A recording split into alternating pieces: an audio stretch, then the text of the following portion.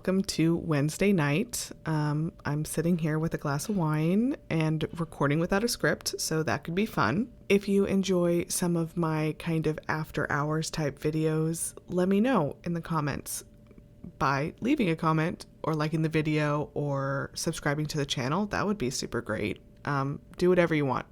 Anything you do, I appreciate. So today, Meghan, the Duchess of Sussex, as she proudly says, made one of her rare appearances where she was filmed in what I believe to be her backyard. It could be somewhere else, I don't know. Basically, she read her book, The Bench, for a program called Brightly Storytime on YouTube. Now, just to reiterate, this is an author reading her best-selling children's book on YouTube. That is all that happened. But of course, to those who choose to absolutely hate everything Meghan does, she committed quite a few, cardinal sins. The first is, of course, she looks great. Those left on Shutter Island do not appreciate a reminder that her and Harry are not living under a rock, constantly weeping. The second is, of course, that not only does she look great, she sounds great. She's relaxed. She has a good speaking voice. She's calm. These draw comparisons to other females who maybe aren't so calm while speaking publicly. Now, the third cardinal sin is kind of a combination of the first two. She looks great. She's relaxed. She presents well. She has simple hair, well done makeup, and a relaxed outfit, including jeans, which, as another Californian Meghan, I'm totally here for. She has a level of warmth and connection that certain folks are missing. So at the time of recording this, and it's about 7 p.m. Pacific Standard Time, the video had about 75,000 views and an almost equal number of likes to dislikes. Now, this fits a pattern where any organization, whether that be a news outlet doing an interview, a charity, a group that facilitates reading books to children, are targeted by royalists that are honestly just pretending to be royalists so they can hide from the Twitter algorithm. Multiple people and groups have had to turn off comment sections because of the targeted harassment they face when they're even associated with Meghan. Again, I think this is the third time. This is a woman who is not dependent on taxpayer money, who is reading a book based on a poem that she wrote, again, targeted towards children. And Brightly Storytime had to turn off their comments on Instagram. I'd also like to just throw in here that their willingness to turn off comments means that they were more protective of Meghan than the family she married into.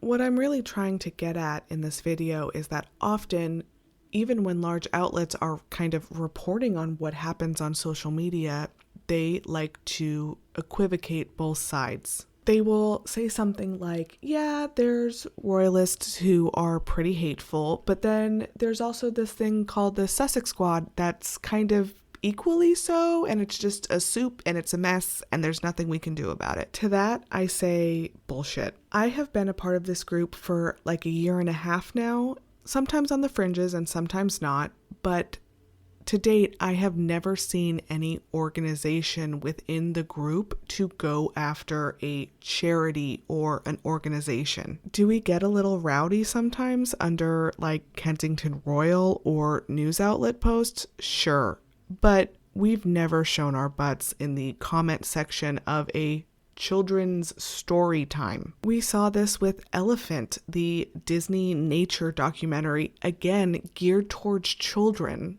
where certain people basically formed a campaign to downvote or give bad reviews to a children's documentary. When I see the Sussex Squad organize it to donate to charity or to call out racism in the press, you aren't going to catch us in the comment section of, a baby to baby post or some other early initiative thing that Kate's involved with, who knows.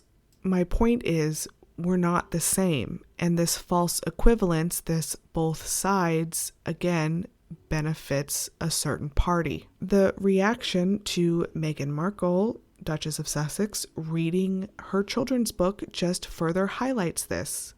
Who is seeking this out just to dislike it? This goes back again to the other video I released today, in that targeted harassment is happening. They are organizing to find things that Meghan and Harry are involved with and try and sway public opinion. Those who don't know about the targeted harassment might look at a video with equal likes to dislikes and be like, something's wrong.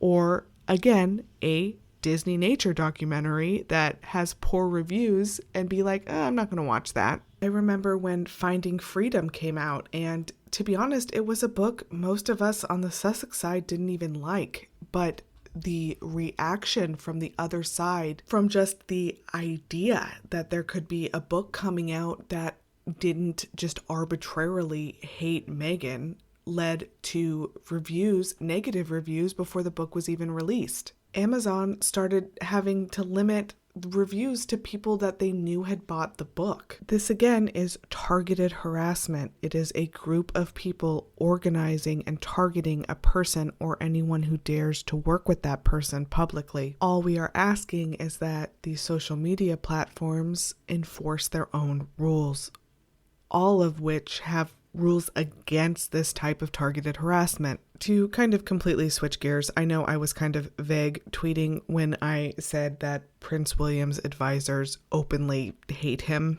The reason for that tweet was that the Telegraph is reporting that Prince William is very frustrated. The coming episode of The Crown is going to portray the Martin Bashir interview with his mother. Now, most people consider this interview pretty important. Was it sourced poorly? Yeah, probably. Was there some manipulation involved? Yeah, probably. But did she say anything she didn't mean? I don't know. What's important about the interview is that it is one of the only vehicles Princess Diana had of telling her story or her side of the story. Unlike Harry and Meghan, she never got to really escape. She was stuck in the UK under UK tabloids, and this interview was really the only time she got to express her feelings. Now, a few months ago, Prince William basically said that she gave this interview because she was paranoid. He has fully taken the royal family company line, which as one of her sons is insane. Not only is it, I would think, incredibly hurtful, it's also just bad PR. His link to his mother is one of, if you want to call it, pros he has left. Referring to her as paranoid and then making it known that he's frustrated that this interview, again, one of the most harmful interviews against the royal family is going to be portrayed fictionally, is bad PR. It's stupid.